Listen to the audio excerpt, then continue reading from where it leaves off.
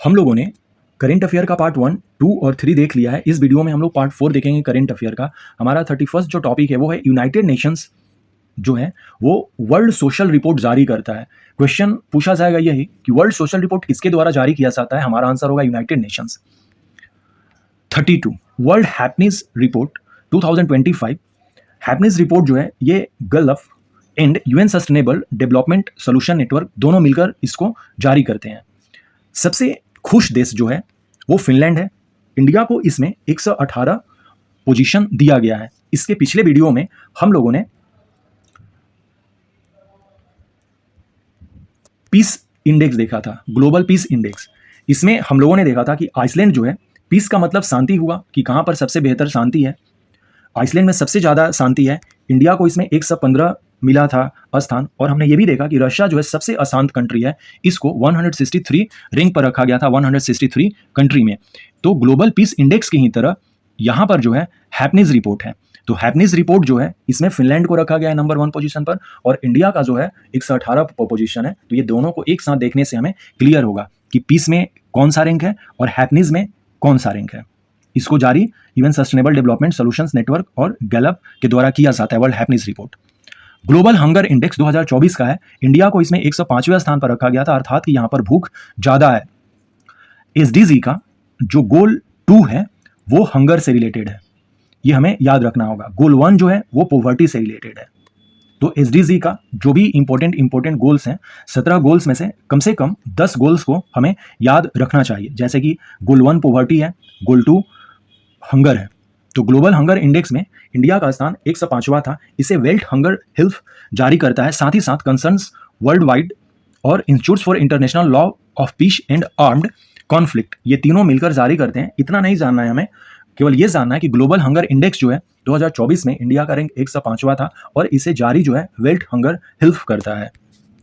34 global innovation index 2024 यह world intellectual property organisation के द्वारा जारी किया जाता है। स्विट्जरलैंड जो है नंबर 1 पर है इनोवेशन के क्षेत्र में। इंडिया का पोजीशन 39वां है।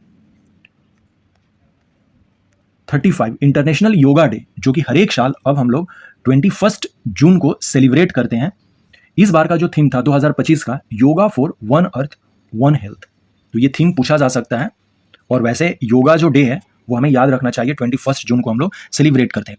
ये क्वेश्चन पूछा जा सकता है कि डोनाल्ड ट्रंप जो है वो अमेरिका के 47वें प्रेसिडेंट हुए हैं और इनकी जो पार्टी है वो रिपब्लिकन पार्टी है।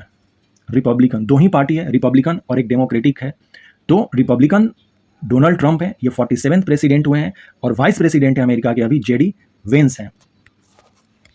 37 fall of Bashar al Assad in Syria. दिसंबर में जो सीरिया के प्रेसिडेंट थे बशर अल असद, उनको रशिया भागना पड़ा क्योंकि सीरिया में तख्ता पलट हो गया। और ये तख्ता पलट करने वाले कौन थे लोग?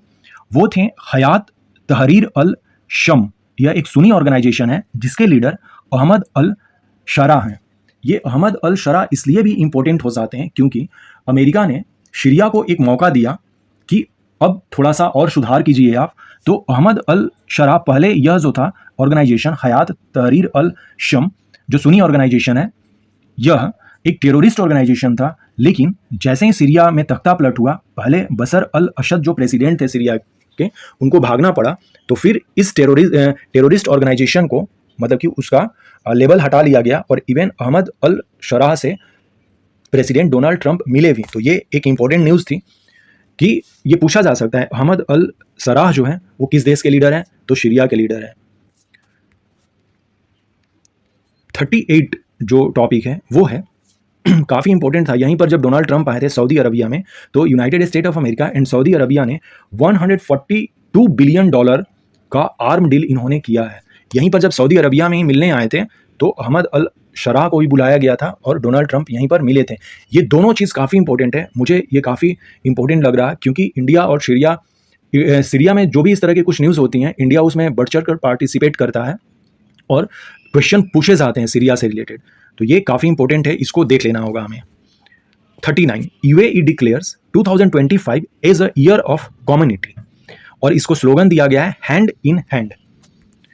तो क्वेश्चन पूछा जा सकता है कि ईयर ऑफ कम्युनिटी जो है किसने डिक्लेयर किया है 2025 को? तो United Arab Emirates, UAE, United Arab Emirates ने किया है। 40 जो है इसमें इजराइल जो है एशियन डेवलपमेंट बैंक को ज्वाइन कर लिया है और अब जो है एडीबी में कितने मेंबर हो गए? 69th मेंबर हो गए। एडीबी की स्थापना 1966 में हुई थी। इसका हेडक्वार्टर मनीला, फिलीपींस में है। कई बार क्वेश्चन पूछा गया है कि एशियन डेवलपमेंट बैंक की हेडक्वार्टर कहाँ है, तो मनीला, फिलीपींस में है। तो इस तरह से हमने पार्ट 4 को भी देखा।